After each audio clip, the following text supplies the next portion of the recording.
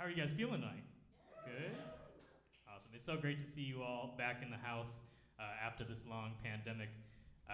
Here at the house, honestly, you guys being here tonight truly is part of a small miracle that's happened here at 415 North 4th Avenue.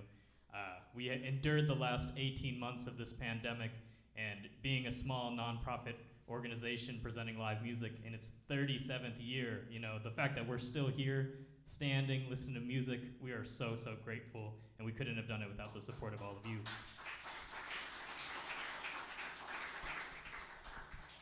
Before we get going here, we'd just like to thank a few people. First and foremost, we'd like to thank the Michigan Council for Arts and Cultural Affairs and to the National Endowment of the Arts. Without their support, none of this would be possible. But once again, I would like to thank all of you, and I'd like to thank all of our donors and all of our sponsors, and particularly some of our board members who are here in the house with us tonight.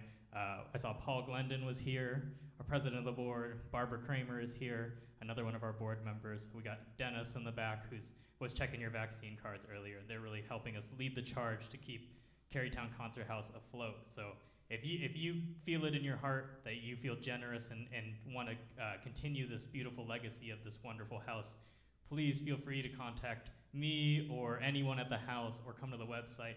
We'd really appreciate your support. If you're watching on the live stream, there's some cameras and microphones here for the live stream. If you're feeling really generous and maybe in lieu of a ticket purchase would like to make a donation, we would truly, truly appreciate it. Now I want to get to the reason we're here today. This is a really, really exciting evening, and you are all in for such a treat. This is actually the inaugural performance of a new series here at Kerrytown Concert House. This is the first night of the Passing the Torch series. The Passing the Torch series is something that we came up collectively with during the pandemic, and it's something that we've really wanted to do for a long time, which is uplift the master, elder artists in our community, artists who have really stood the test of time and been true mentors and leaders, and without them, we wouldn't have all the great music that we have today.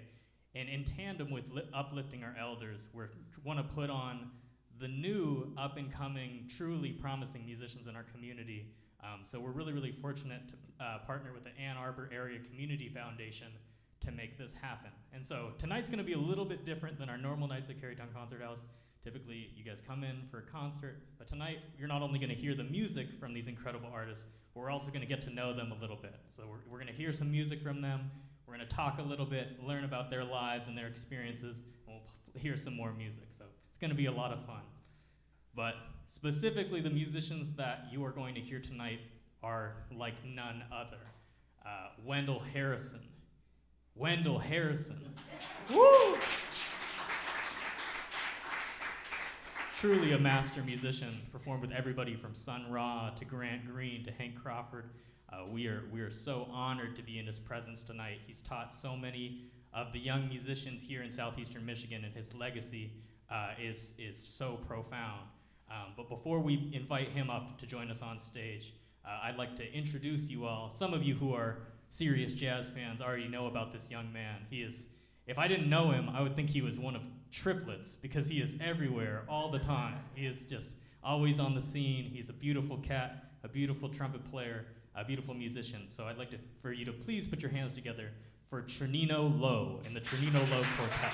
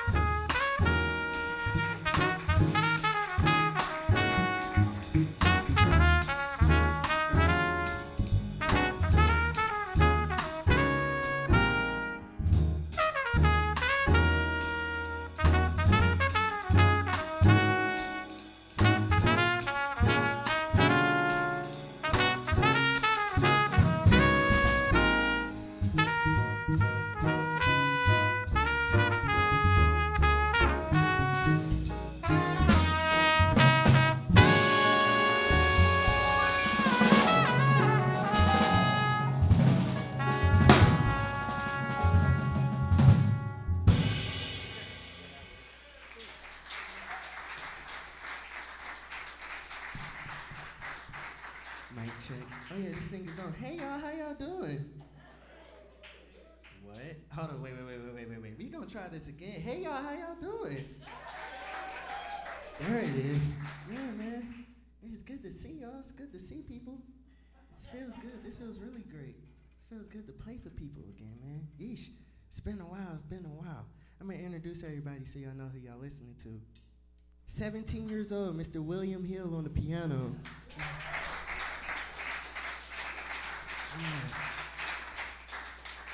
Yeah, man. You sound great, man. That's ridiculous. That don't make no sense. It just don't make no sense. Jonathan Mircotton on the bass. AT's on. My brother Louis Jones III on the drums. Yeah, man. My name is Trunino Lowe. I'm a trumpet for you all. Yeah.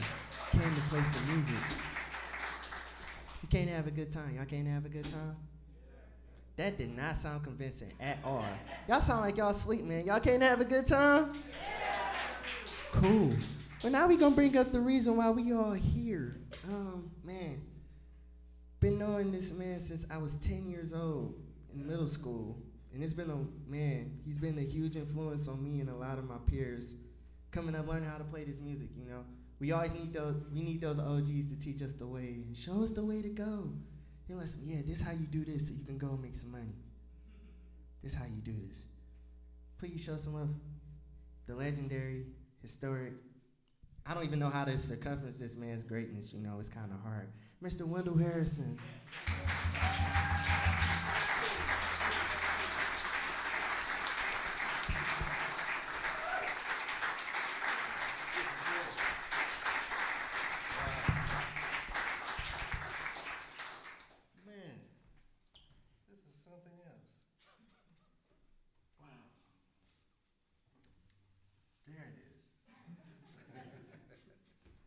We're going to do something that references some of the great heroes of our time, which was in the 60s and the 70s.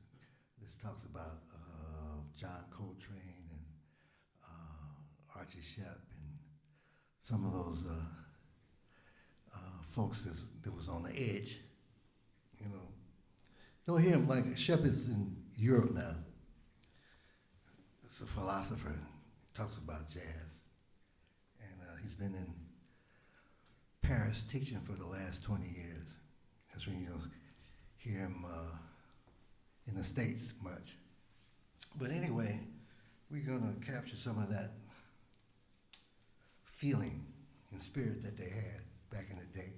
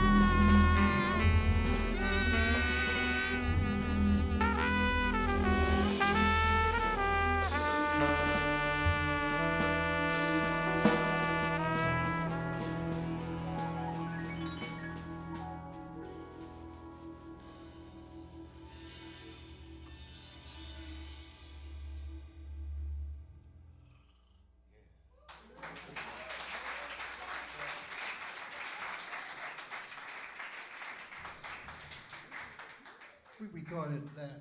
It was recorded in 1976 on the album Reawakening, and also it was just released earlier this year on an album called Farewell to the Welfare. He's the one we all knew. That's the name of the composition. He's the one we all knew.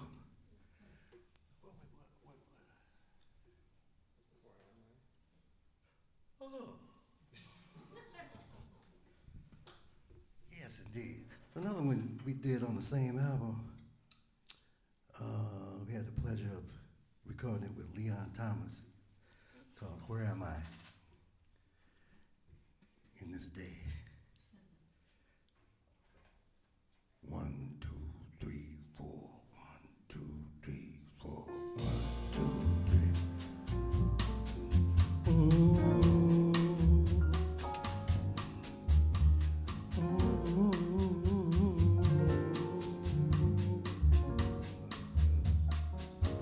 Just say I am.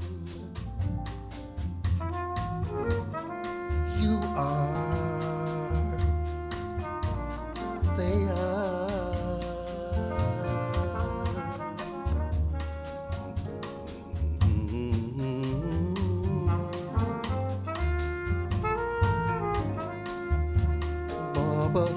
They laid up Babylon.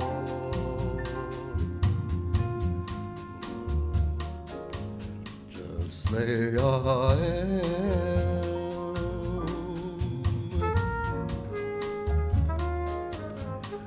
You are.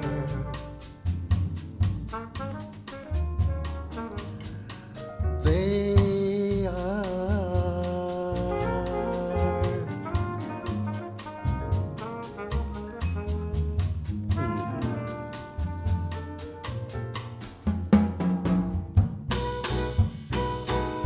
Where am I? Now that we're in this new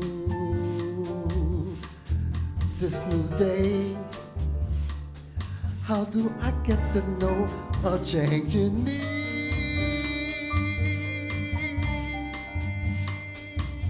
How do I get to know you? What's your name?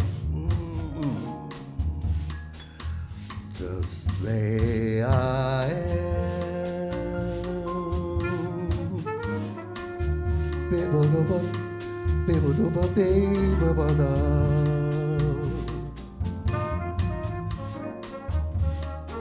Thank you, ma'am.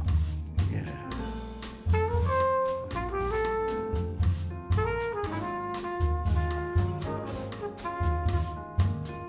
A good companion to talk to. Be aware. The universe surrounds us. The full awareness of a larger we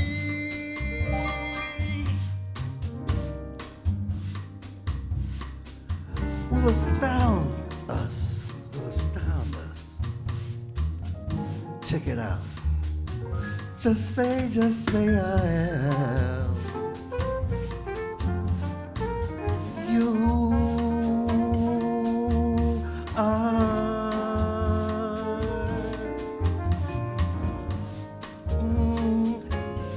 Just say I am.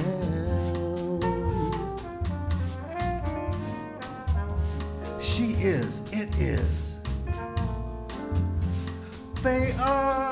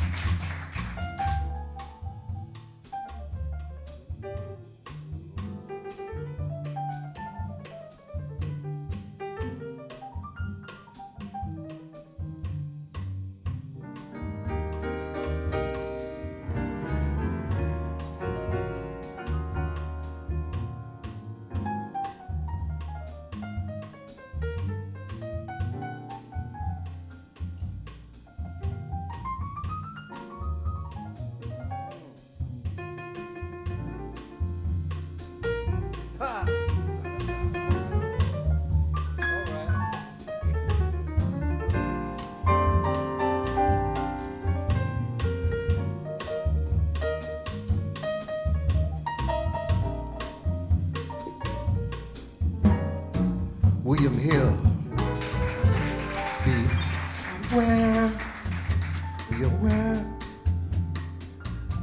the universe surrounds us. The full awareness of a larger we. Kind of astound us. Check it out. Got to be kindness. Just say I am.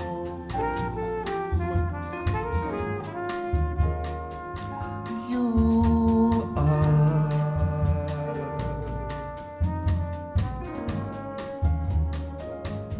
Just say I am.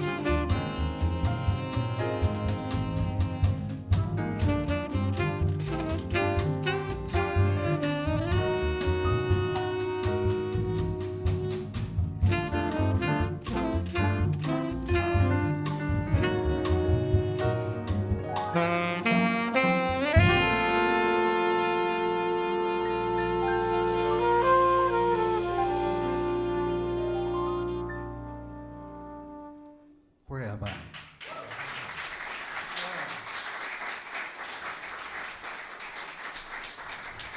Kind of take off on the attitude that everything changes.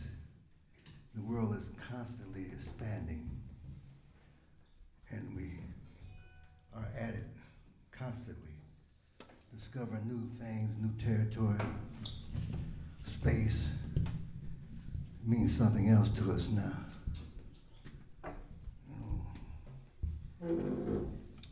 One more time for Trunino Lowe and Wendell Harrison. Trunino.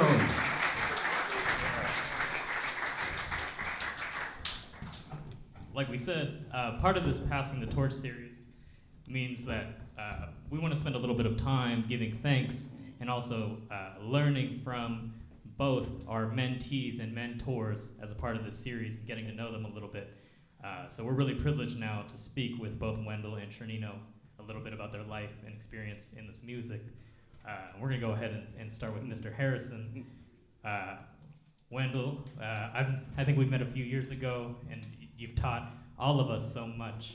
And one of the things I wanted to talk to you about was you have worked with people like Barry Harris and Hank Crawford and Sun Ra, and all the way through modern legends of music like Carl Craig and Ann Fiddler, all the way across the spectrum of music: techno, hip hop, jazz, reggae, funk. It doesn't matter. I'm a eclectic. Yeah, exactly, eclectic. And I wanted to know, how have those experiences with all of those artists shaped who you are and what you see yourself and your own perception of an artist? How your experiences with all of those incredible musicians shaped your own artistry? Well, the main thing is constantly searching, and expanding your awareness and consciousness in this world. As far as music is concerned, like I grew up with Barry Harris, and I was immersed in the art of bebop, and that's my base, basically. And it's one of the most complex music in jazz.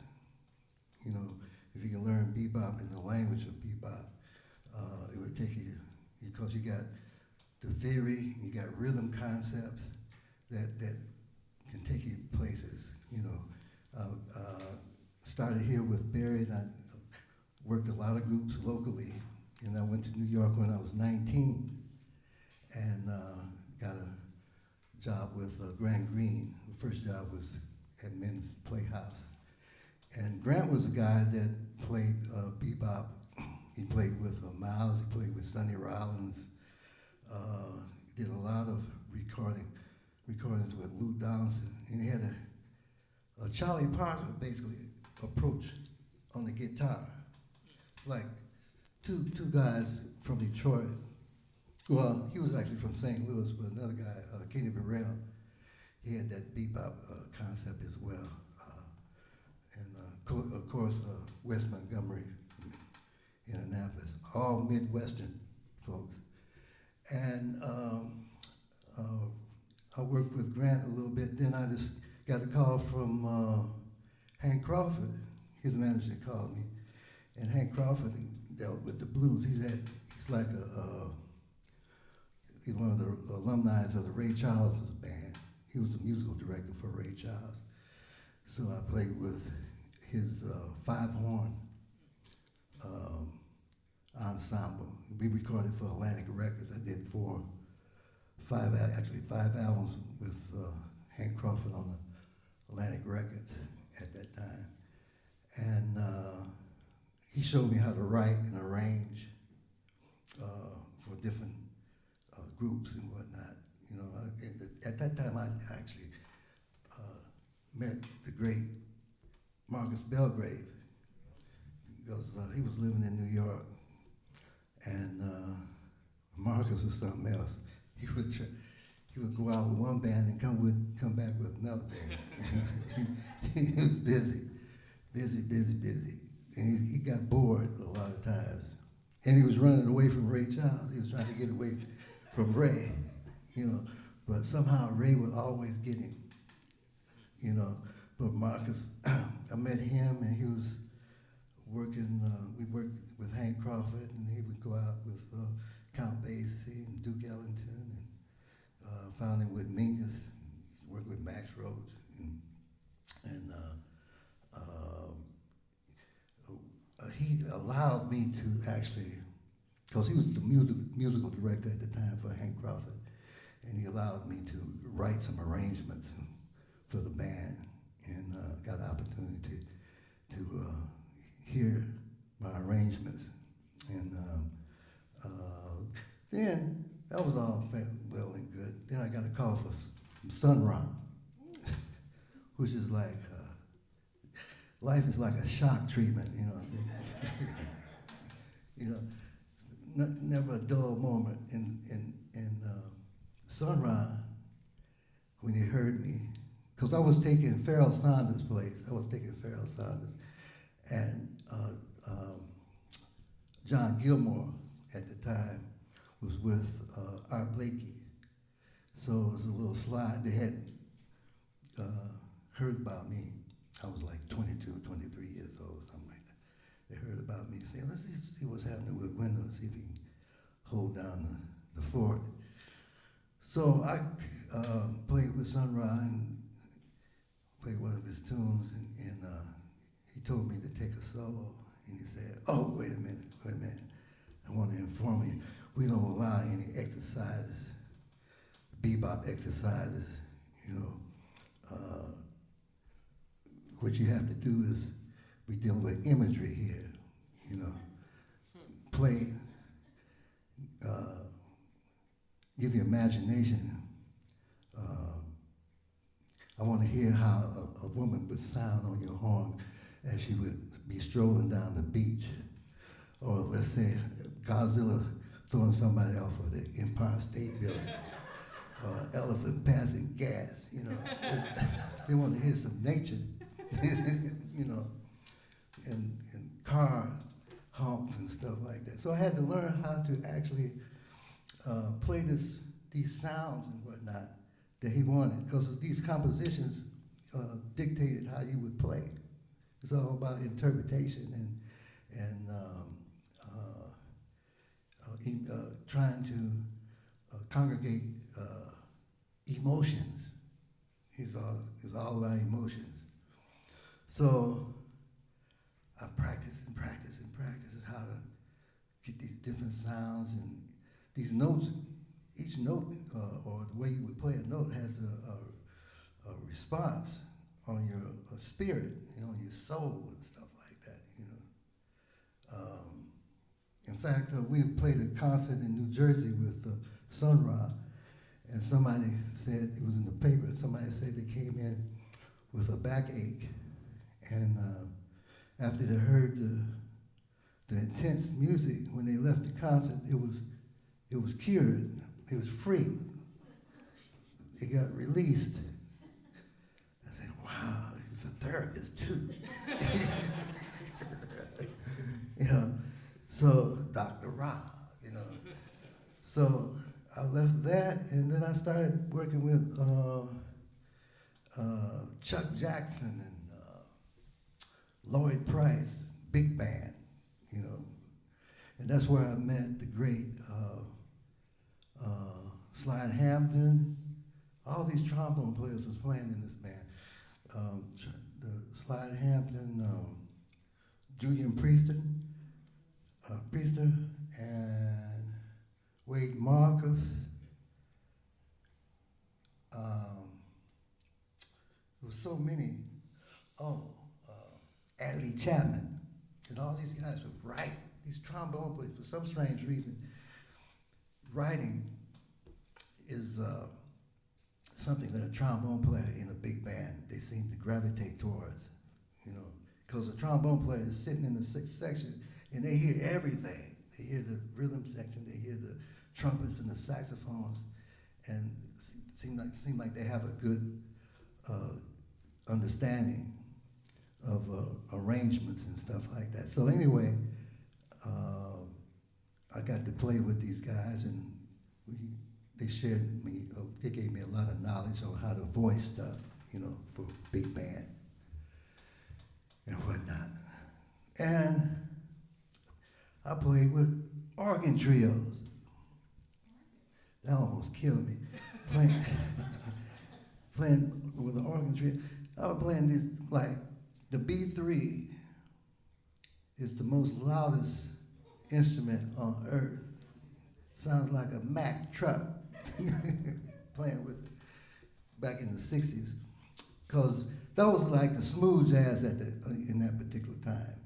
That was our smooth jazz. And it was loud, these organ players. Macduff was cool, because he played the organ, but he played a little bebop lines on the top. It was cool. And but I had to learn how to play loud and less detailed. I couldn't play a lot of bebop lines. They wanted me to play more lyrical. They wanted me to sing on the saxophone, And that's the only thing that would make sense with a big organ sound. They didn't want to allow a lot of notes. It didn't make sense to play a lot of notes. You couldn't be heard, no way. So that gave me another concept of how to play. And after playing these different experiences with these different groups, and actually the groups were my institutions. These is like school of thought. All these bands, they had different directions, different approaches to playing jazz. They all were jazz now, but different forms of jazz. And it gave me a good reference point. So when I got to my original compositions and whatnot, when I was young, I would try to incorporate a lot of these ideas, And I made a tape for Atlantic Records, and to present. In fact, Hank Crawford was trying to produce me, but I had my own ideas on what I wanted to do. So I presented this tape. He said, the music is crazy. You sound like Archie Shepp on the saxophone. You sound like, the band sounds like a B.B. King band on the bottom. You know, it's too, what can we do with you? It's all mixed up. It's all mixed up. I said, oh, well, boy, you know. That was just my experience. I was trying to put it together. So anyway, that carries me back to Detroit. So I came back here, and after recording for actually I went to California as well. And I was recording for Columbia Records in California, and came back to Detroit on my way to New York, and I got captured by my mother. And she incarcerated me. And she formed a relationship with Marcus Belgrave and Harold McKinney and Phil Rand and some of the giants that were here. Actually, Marcus had moved here, unbeknownst to me, and made friends with my mother, and he had been working with Motown. I never knew. He had disappeared from New York. I didn't know where he went. Coming to find out here, him and my mother was having a ball, you know, here in Detroit. And he introduced me to a lady at the time, Amelita Mandingo, which was the director of Metro Arts, which started me. She wanted me to produce some records and recordings for her, you know. And I told her, I said, well, I don't know how long I'm gonna be here in Detroit.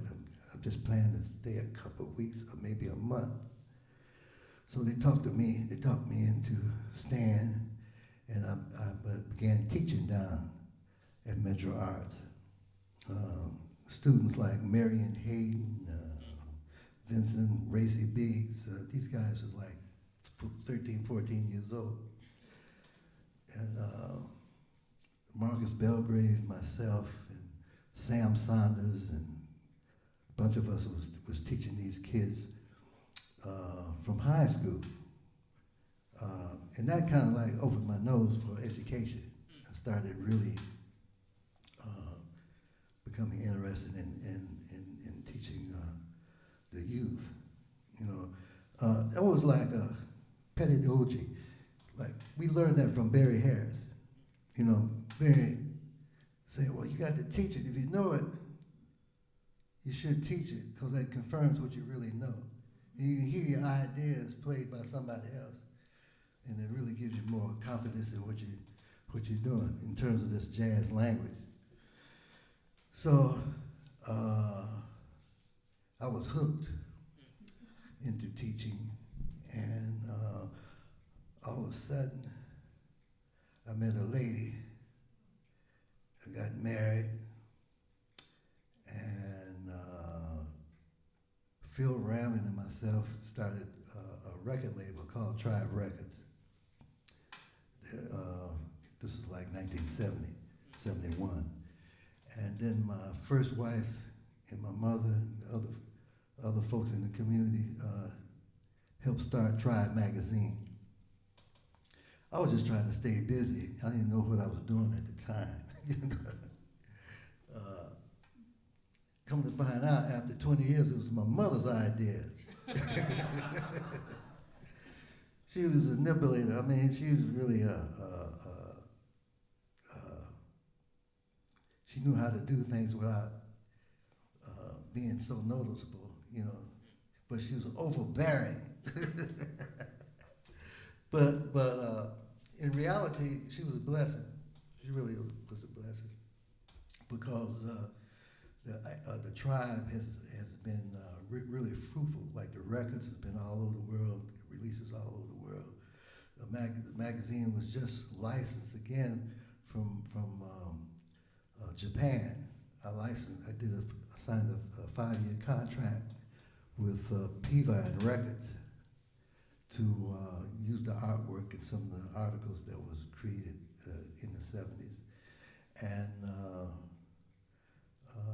Peavine Records and Ultra Vibe has several Tribe releases. Then earlier this year, we just had a 50th celebration culminating in a 6-album box set. Came with it was like 6 albums, actually it was 7 albums that we did in the 70s that was really prominent. Was re-released, they just re-released it in January. The label's called Vinyl Me Please, out of California, some young folks out of California. So it's stuff is going on all the time. I can just talk forever, you know. We plan on opening up Europe. We just did a video called Ambiguous Reality that talks about all of some of the tragedies and the blessings we had in the last year, 20 and 21, you know. We talk about the virus and that kind of stuff. You know, the music is reflective of that, as well as, well, my garage burned down. Cost me $40,000 to, that was a nightmare. But we got a lot of support from foundations and grant organizations and whatnot, and it wasn't so bad. You know, I'm still alive, you know. My wife's car burned up, turned to soup. She got a brand new car, you know, and got a studio, and they got several releases that just came out in Europe this year as well.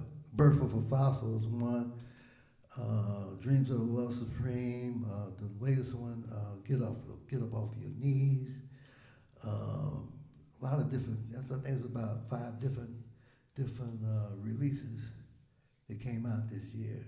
And we have a video that's it's called, like I said, Ambiguous Reality, that the DIA is showing. And we're doing a concert on the 5th of November,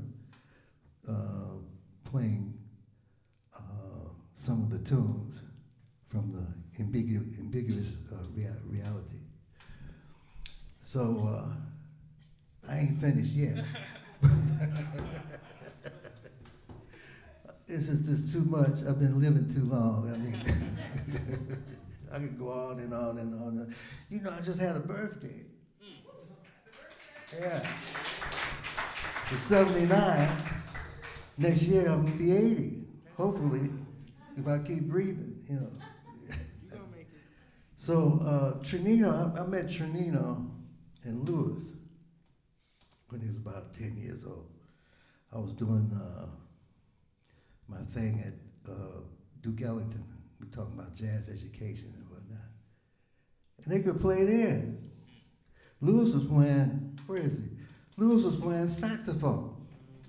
Where you go? Lewis was playing saxophone, alto, and he was copying a lot of stuff from Cannonball and Charlie Parker and whatnot. And Trunino, I would say Trunino getting on the drums. You know, they was busy. The instructor there was Mr. Cage. Cage. Yeah. Cage. That's my man. He was amazing. And Deborah Scales. Yeah, Miss Scales too. Deborah Scales, bless her heart. She came out yesterday. She told me to tell you hello. She moved to Arizona. Arizona. She stays in Phoenix. Yeah, I miss her. She was really good with the students. She taught at King elementary. And so anyway, Trunino had this energy. He's always been busy. He's Aquarius. He born in February? Yeah, see. I knew it was something. This energy, man, he's got this endless energy. And he's always thinking. He's got great personality. He's gonna do good. Got great personality. So then I met up with him again at the DSA.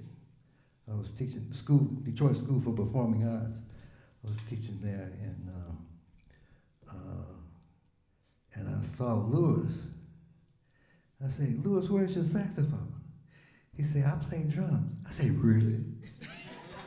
You play drums? I never knew this. And when I heard him, I said, yeah, you do play drums. Yeah, because he was playing very well. You know, these guys put a lot of work into the music and the development of the music. They practice.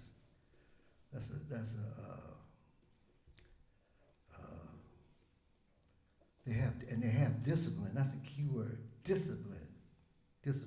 My mother, see, I was wild and crazy, running around. She would take me shopping with her, and I would just like pull all the groceries off the shelves and throw them on the floor. I was just busy. She couldn't contain me, you know. So my grandfather said, well, give him an instrument. So she started me on piano, and I hated it. I mean, you know, because I had to sit still. I had to be quiet, sit still, and look at a piece of paper with notes and try to figure it out. And then if that wasn't bad enough, I had to clean up my room. And clean up before I could do anything else. Then I could go outside and play. Those days we went outside and played every day. Kids here, they don't leave the house. I can't understand that. They don't leave the house. We always wanted to get out of the house. So I did pretty good on the piano for about 3 or 4 years, and when I became 8, my grandfather gave me a clarinet. I thought that was going to kill me. I said, wow, I got to deal with piano and clarinet. They saw the music was working, and I was getting disciplined, and they said, oh, this guy, keep doing what you're doing, because he's settling down. He's trying to focus. He can think. Grandfather didn't know that, but he was just experimenting with me, you know. Try this, try that. My grandfather was a doctor, you know, and my mother was a school teacher. She had a master's in education. But and she went in the real estate. She stayed at the Board of Education, and she kind of like went into real estate and accumulated a lot of property and houses. And my auntie was, that's another thing. She's in real estate too, but she's in California. And my grandfather on my father's side was a preacher. Maybe that's where I'm getting all this stuff from, you know. Yeah. He was a preacher in Louisiana. And my father was an educator at the Southern University. He had a PhD, and he teached sociology on the campus there. So anyway, that's where I came. I was like the black sheep of the family. I wanted to deal with music after I saw these guys, these students in high school playing bebop, and that's when I got the bug, the bebop bug. The guys were Charles McPherson, Roy Brooks, James Jamerson, Lonnie Hilliard, and it was like the spitting image of Charlie Parker and Dizzy Gillespie. You know, if you want to hear those guys, they sounded just like those masters. And they was only 17, 18 years old. I heard him in the boiler room. They had to go in the boiler room to practice because the band director was too nervous. He didn't want to. The music made him nervous. He didn't want to listen to it. His name was Mr. Hellstein. You know, and he played in the symphony. He played classical music. He was a flute and tuba player. You know. Yeah, he liked tuba. Played tuba. He was good too. He worked with the DSO. DSO, that's right. That's another story. When we cut you off here. All right, go ahead. I'm sorry. Go Everybody, the great Wendell Harrison. Great Wendell Harrison. Thank you. Putting up with me. We're so thankful to have you here. Trunino, I just want to ask you one quick question before we get back to the music here. You are somebody that I've always seen as somebody who appreciates the value of mentorship and being mentored by Mr. Harrison. Could you just touch a little bit on what mentorship means to you and what it means to you as a young musician here in Southeastern Michigan? Woo, that's a deep question, but I can answer it thankfully. You know, like, the best way I could put it is like I wouldn't be where I am and like have the seriousness that I have within myself without my mentors.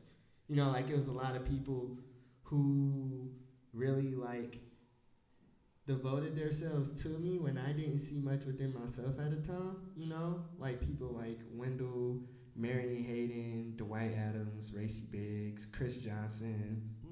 The list can go on and on, but like these are people who really like went out of their way to really like look out for me in ways that I didn't even see fit, you know. I was playing on the student trumpet. This is like a funny story. Like my first trumpet that my mama ever got me, I was playing that for up until my junior year of high school, right?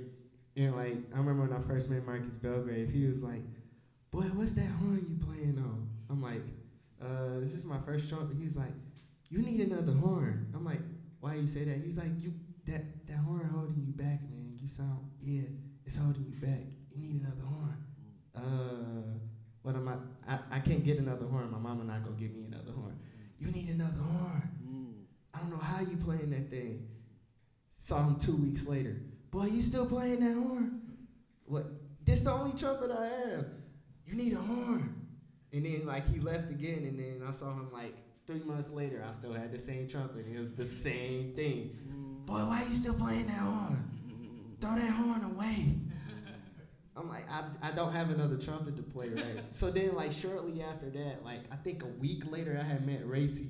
And, like, you know, Racy and Marcus's relationship was, like, father-son in a sense. And he was like, I was just talking to Racy. Racy was like, it was like when I first met him, he was like, "What's that horn you playing on?" "I got a King 600 student tempo." That's like yeah, that's as low as you can get on student trumpets. So like he was just like, "Boy, you need another horn." And I was like, "Okay." 2 weeks later, I was at a school band practice and like Racy randomly called me and asked me where I was at. And like Racy's endorsed with like Cannonball. And like him and Marcus came up there and they just gave me a trumpet that he got from Cannonball. He was just like, "Yeah, we just got you a horn. You need a horn." And that's the black one I was playing on. I call her Black Beauty. Yeah, that's Black Beauty. And it's like just like things like that is like it just showed that kept my like spirits up. Cause like without that, like I wouldn't be. That just showed me like how much people saw more in me than I saw in myself, you know. And like just working with them all the time, and they kept me honest. Especially this guy, he kept me too honest. He come from the old school, so he's brutally honest. That's a different level of honesty. You know, like Marion and like her, Marion and Ralph, all of them, they got a certain level of honesty while being kind. You know, this one was kind and told me everything I needed to hear, but he was just like brutally honest. I remember the first time he called me for a gig, he stopped the whole rehearsal to tell me I needed to shag. We was playing the tune, he was like, "Boy, what you doing?" I'm playing." "No, you not." "Wait, what you mean I'm not playing?" You need some language. You ain't playing no language. What do you mean by language? You ain't playing. I ain't gonna say exactly what he said. You ain't playing nothing. You need some language. You need to get with your friends or something. Like get with Benny Kassan, somebody. Get some language. You ain't got no bebop in your playing. You got energy. You just need bebop. It's that type of honesty that it just made me reevaluate. I was heard about it for a couple months and didn't know what it meant, but it just clicked one night. I was listening to Clifford Brown. It just clicked. And I was like, oh, that's what he's telling me to do. And then after that, he ain't had nothing to say. But then it was like he started on some gigs. But it was like it's not like he was just telling me what to do and leaving me hanging too. He was like, "Come over next week. We got to get this together." And he just started showing me a whole bunch that I was not understanding at the time. But then it clicked, and then I was just like, "Oh, that's what he was. Oh, that works over that. Oh," and it was just like I just opened a whole new world. That's beautiful, Trunino. Give it up one more time for Trunino Lowe and Wendell Harrison. Yeah. Such a privilege to hear from them. And now we're going to get back to the music. What you got? What did you have? I'll do one of mine and then do another thing. Right. Then the last one is up to us. Okay. Cool. It's up to us. Yeah, we gonna do that last. Okay. Yeah, we do this one. Yeah.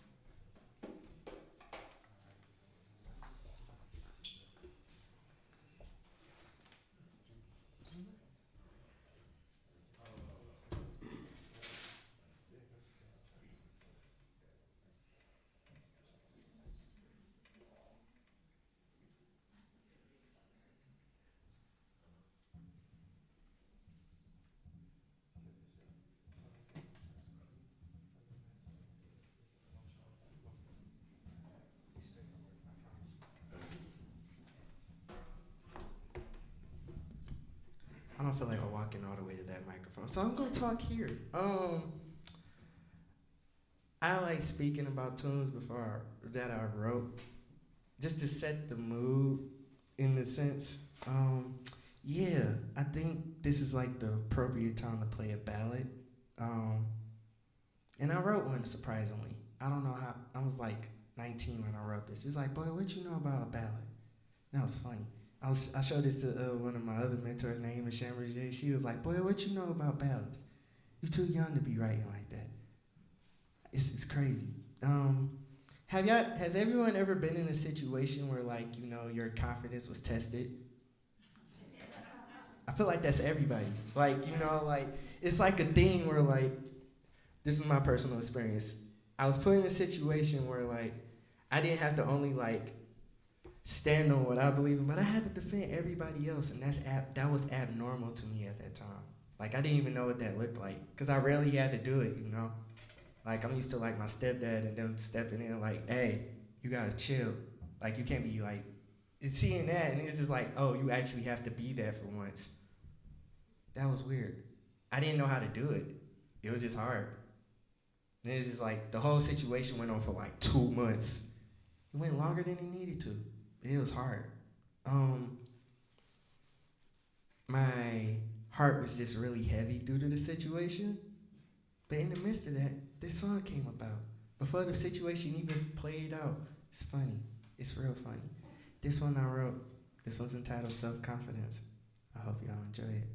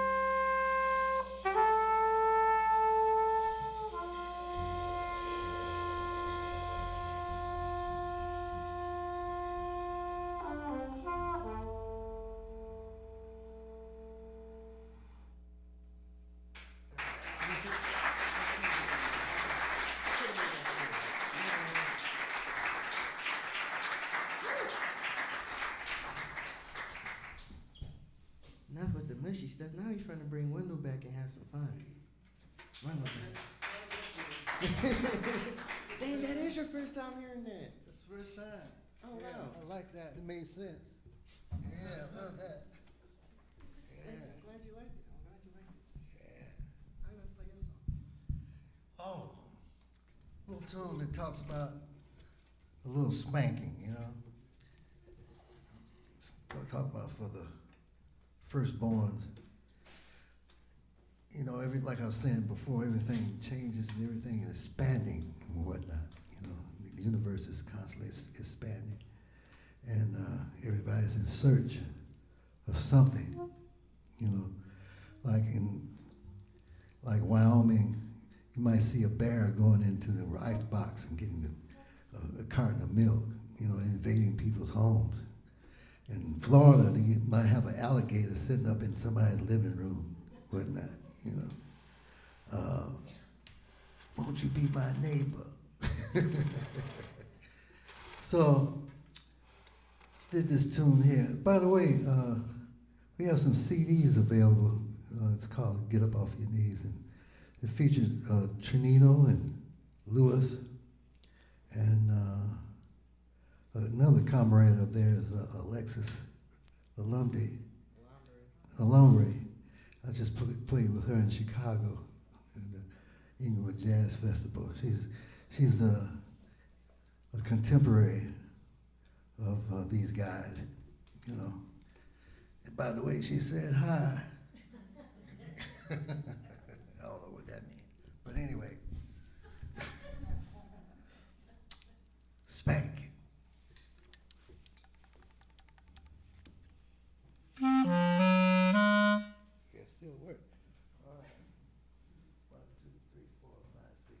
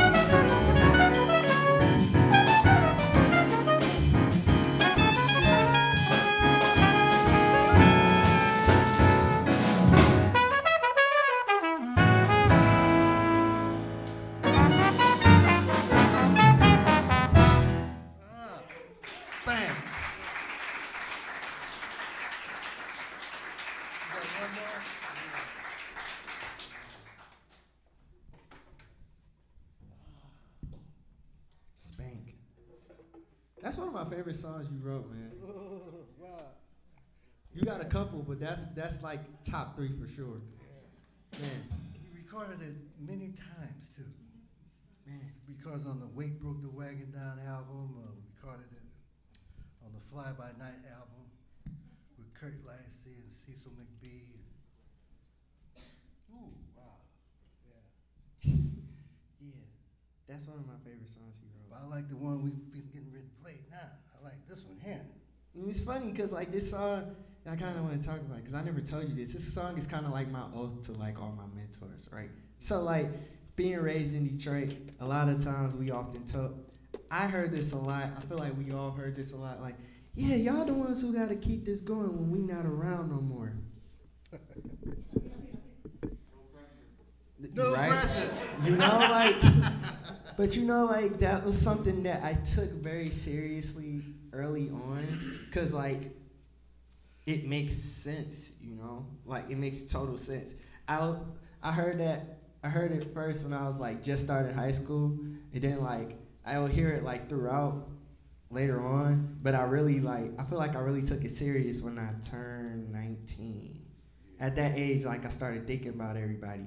And luckily, I'm fortunate to come up in the generation that I came in. Like it was a lot of us trying to play music. Yeah. It was a lot of us, and that's like something that a lot of my OGs told me, like, yeah, we haven't seen that in a long time in Detroit. But it's like, it's not just everybody trying to play, it's a lot of us that's actually serious and trying to do this forever. That's what makes the difference. And it's like, we all got this drive, and we see the light. We see the end result. Like, me and Lewis, we grew up together basically. Went to middle school and high school with this cat. And like, it's been my dude for a long time. Jonathan, I met him in, when did I meet you? But when though? It had to be my junior year of high school. I think it was the first year I joined Civic. That's when I met you.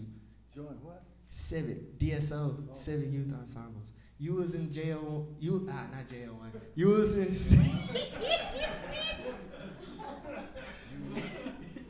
you was in CJO.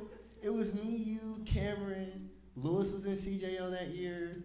It was a lot of cats in CJO that year. That's when I got exposed to the scene, and I felt like I was late to the game. Because everybody was in the youth programs, and I wasn't in them. I didn't start joining them till like junior year, but that's when I started meeting everybody. Everybody was like, yeah, that's gonna be on y'all. Y'all gotta keep this going when we leave. Mm-hmm. And I'm just like, dang, why y'all telling us this now? But I understand it now, you know? One thing Rodney Whitaker, one of my professors at Michigan State, told me, you know, Detroit was raised on the each one teach one mentality, meaning you learn something, you gotta go teach it to everybody else, what you just learned. You gotta show it to everybody, because that's the continuation. That's how the music keeps going. That's how this music started. To add something to that, well, we was taught to always teach. I mean, that was part of that's what we did. I mean, we just would see. Because the music wasn't in the school system. It wasn't a curriculum for this kind of music. And so, like, it was on us to keep the boat afloat, you know, because you never know, you know, if we wanted some kind of legacy and whatnot. So we just did that quite nice. And then when you would teach, you would learn more yourself.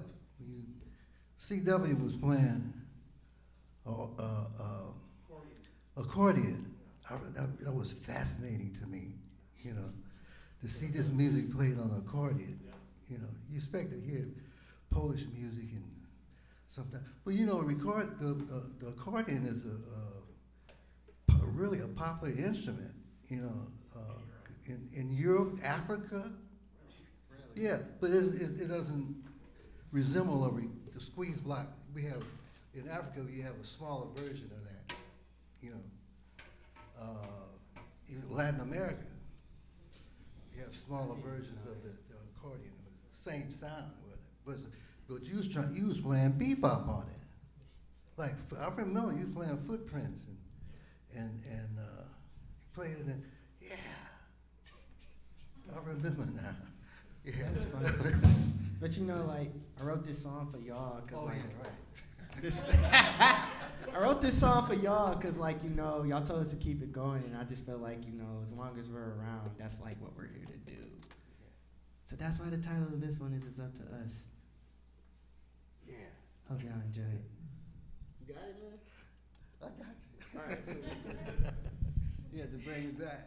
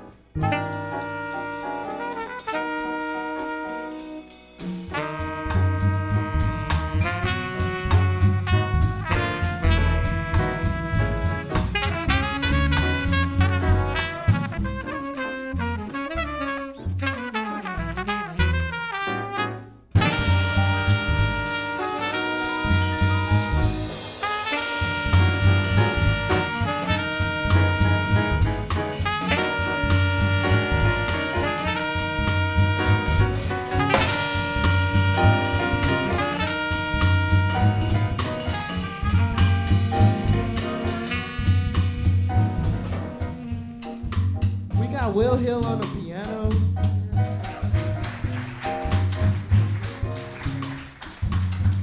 But that don't make no sense you playing on that piano, man. Dang. You sound older than your age. You sound older than your age. That's funny. Jonathan Mercatton on the bass. Louis Jones III on the drums.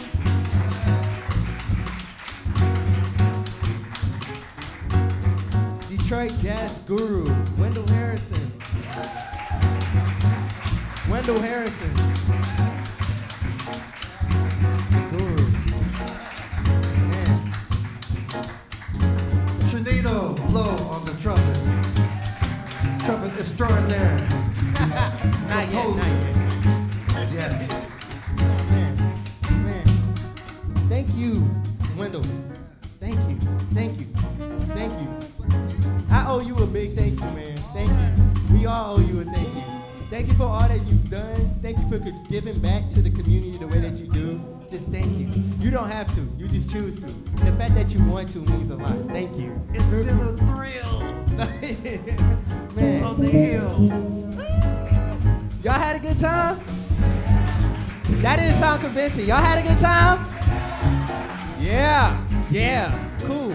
Man, y'all be safe. Y'all be well. God bless y'all. We love y'all. We'll see y'all next time. Peace.